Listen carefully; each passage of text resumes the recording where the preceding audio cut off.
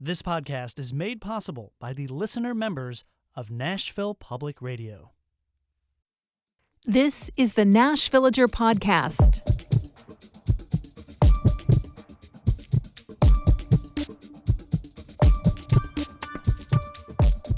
It's December 20th, 2024. On this day in 1978, H.R. Haldeman was released from prison after serving 2 years for his participation in the Watergate cover-up.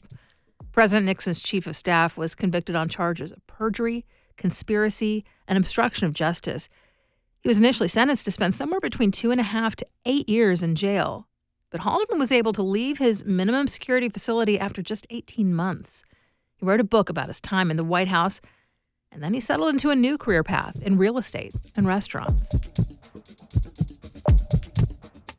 I'm Nina Cardona, and this is your daily digest of what's happening around Middle Tennessee from Nashville Public Radio, WPLN News. Tennessee has had its own share of political scandals that rise to the level of criminal convictions. Governor Ray Blanton served time in the early 80s for selling pardons.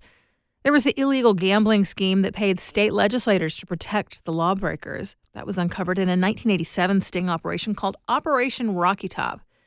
Then there was the Tennessee Waltz scandal. That's when the FBI caught lawmakers accepting bribes to sponsor bills that would benefit a fictional company and help that company win state contracts. The last of those criminal cases wrapped up in 2008. Currently, there are a couple of pending lawsuits involving former state legislators. Former House Speaker Glenn Cassida and the man who was his chief of staff are scheduled to go on trial in April for allegedly running a kickback scheme. That one centered on the pair encouraging other legislators to buy their constituent mailers from a company that they secretly ran. In other words, using Cassida's position to funnel state money into their own pockets. But the latest development comes in the case of former state Senator Brian Kelsey. He was sentenced to prison for basically laundering campaign funds, and now he's trying to take his appeal all the way to the nation's high court. Prosecutors say he unlawfully transferred money from his state Senate campaign fund to the one for a failed congressional race. The law severely limits that kind of transaction because Tennessee laws governing what money is given in the race for a state office don't line up exactly with the restrictions on federal campaign contributions. To make the transfer harder to detect, Kelsey allegedly moved the money through a political action committee. Some of it went directly into the congressional campaign fund, and some of it was used to buy campaign ads under the PAC's name. That also runs into trouble with rules that limit how much candidates and PACs can coordinate on campaign strategy, including ad campaigns. At first, Kelsey admitted to the crimes. He entered a guilty plea. So did his co-conspirator, Joshua Smith. He paid a $250,000 fine and was sentenced to 5 years of probation. But Kelsey had second thoughts. He tried to withdraw the plea, saying he hadn't fully understood what it meant to take a plea deal in a criminal case. It should be noted that Kelsey was an attorney before he was a legislator. He got his law degree from Georgetown. During his days in the state legislature, he was the chair of the Senate Judiciary Committee. The judge in his case did not buy the idea that Brian Kelsey was confused by the legal implications. Sentencing went forward. When it came time for that hearing, the prosecution said they considered Kelsey's plea agreement null and void because, in their opinion, he had perjured himself. Either he was lying under oath when he said he was guilty, or he was lying when he said, under oath, that he wasn't. Both couldn't be true. The prosecutors set aside the terms of the plea deal and asked for a longer sentence than they'd initially offered to Kelsey, somewhere between 33 and 41 months. That's not what he got. In fact, he didn't just get less time than they wanted. He got less time than he'd agreed to in the deal. The judge settled on a 21-month sentence. You'd think he'd breathe a sigh of relief. But Kelsey is still very much focused on the way that prosecutors backed away from the deal while his guilty plea still stood, and he hasn't given up on attempting to withdraw that plea and his conviction altogether. Kelsey appealed both points to the Sixth Circuit Court of Appeals. This summer, they sided with the prosecutors in an opinion that basically hinged on a technicality. He asked that court for another hearing, and this September they said no. And now, Kelsey's trying one last time. He's asking the U.S. Supreme Court to hear his case. All of these legal maneuvers mean that he still hasn't served any of that 21-month sentence. The crimes were allegedly committed in 2016. Kelsey was indicted in 2021. We're just weeks away from 2025. which means this saga has now gone on for nearly a decade. In just a few minutes, how Cookeville united over a parade that never happened. That's coming up after the newscast.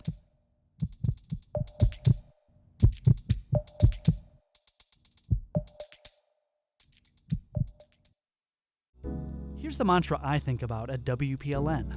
We connect the dots.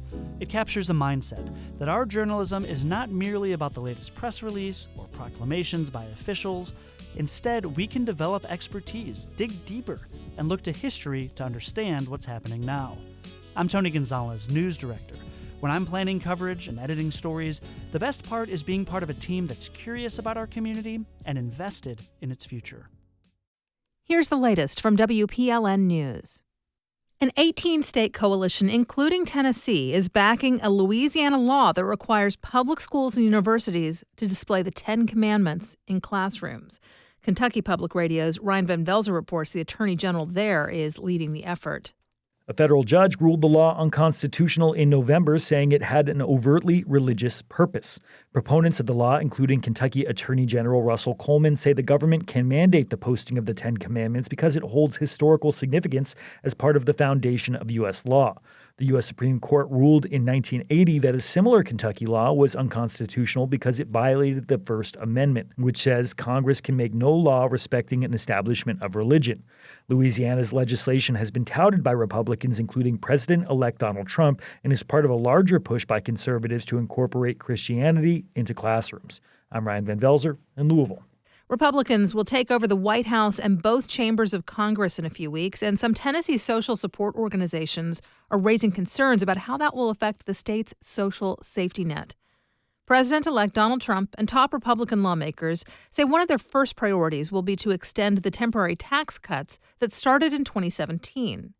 The Congressional Budget Office says continuing those cuts would cost $4 trillion over the next decade. Federal law says Congress has to balance those kinds of tax breaks. Gordon Bonneyman is the staff attorney for an advocacy nonprofit called the Tennessee Justice Center. He says the tax cut extension would likely mean massive cuts to programs like TennCare. TennCare is Tennessee's Medicaid program. It covers more than 1 million people, including half of the state's kids and 4 of every 7 nursing home residents. It's also a major source of funding for substance use disorder treatment. An environmental group is accusing the state of illegally issuing permits for one of the Tennessee Valley Authority's new gas plants. The group Appalachian Voices claims that the state is allowing TVA to skip certain air pollution controls at its proposed plant in Kingston. TVA never got a new air pollution permit for the project. Instead, it just modified an old permit for the Kingston coal plant. TVA was criticized by the U.S. Environmental Protection Agency earlier this year for requesting higher emission limits for the gas plant than it said in environmental reviews. Fossil fuel burning represents the largest source of air pollution in the world. The Tennessee Lookout reports that Appalachian Voices is now asking the state to stop approving any additional permits for TVA's gas project in Kingston, which would effectively halt construction. Last month, a Nashville man named Matthew Vollmer was arrested for secretly recording sexual encounters with multiple women he dated. Now, some of those women are working with Tennessee lawmakers to make it easier to prosecute similar kinds of crimes. The Nashville Banner reports the women met on Monday with state legislators Jeff Yarbrough and Vincent Dixie. The two lawmakers are sponsoring a bill that changes the statute of limitations for unlawful photography from 1 year after the crime happened to 1 year after the crime was discovered. It would also make a repeated offense a felony. Emily Cantwell, a Vanderbilt law student and one of the bill's advocates, says, quote, "We're really hopeful that moving forward, women who are in our position will have a better outcome and they'll have a less difficult road ahead of them." Federal regulators are backing down from their efforts to force a Tennessee company to recall nearly 50 million vehicle airbags. The devices are made by ARC Automotive and can be found in cars and trucks from more than a dozen automakers. This summer, the National Highway Traffic Safety Administration said evidence showed that poor welding or air canisters loaded at too high a pressure made them dangerous. But now the agency says it needs to investigate further to see if the problems are as widespread as they previously thought. You'll find more news anytime at WPLN.org. For the first time in its history, the Cookeville Christmas Parade approved an LGBTQ float in its lineup.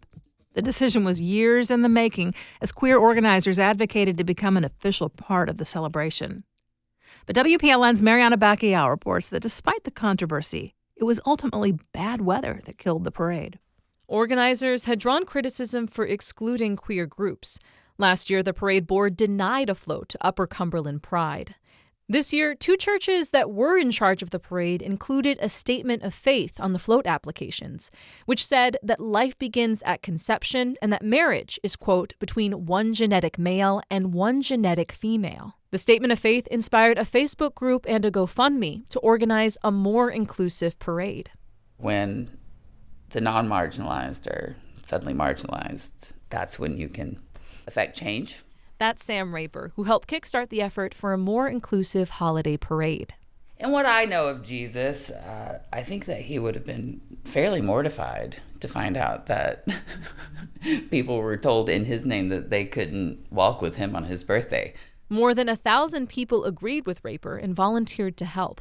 She says that momentum was possible because, unlike in years past, the exclusion extended beyond the LGBTQ community to members of the church's own congregations. We always say as a church, you mess up, you fess up, you move on. And I want to start by saying I messed up. That's Pastor Steve Tebow from the River. He tells his congregation that the purpose of the statement of faith has been misinterpreted, that participants were just expected to honor the statement of faith, not agree with it. But I've even had people in our church call me and say, I read that, and that's not how I read it. So I failed there. It wasn't clear. It wasn't done in a way that built unity. Now, let me tell you what I won't own. I won't own the lies that any of this was done out of hatred. I won't own the lies that any of this was done to exclude people. Schools that traditionally participate in the parade wouldn't have been able to this year because of laws surrounding the separation of church and state. In a meeting with city leaders, Tebow said he was told if he wanted the schools involved, the churches couldn't exclude anyone from the parade. And I said, well, I'll be very clear. If we do this, there will be groups excluded if they have a non-family friendly float. After the churches passed on holding the parade, the Cookeville City Council voted unanimously to take it on.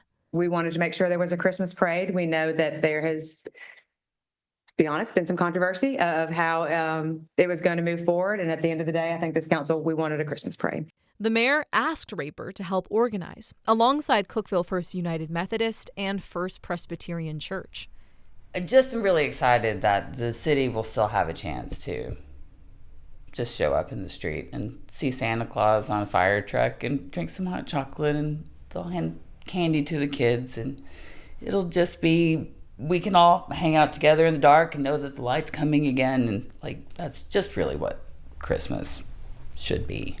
In the end, Raper didn't get to walk with her float. The parade was rained out on both its scheduled date and its rain check date.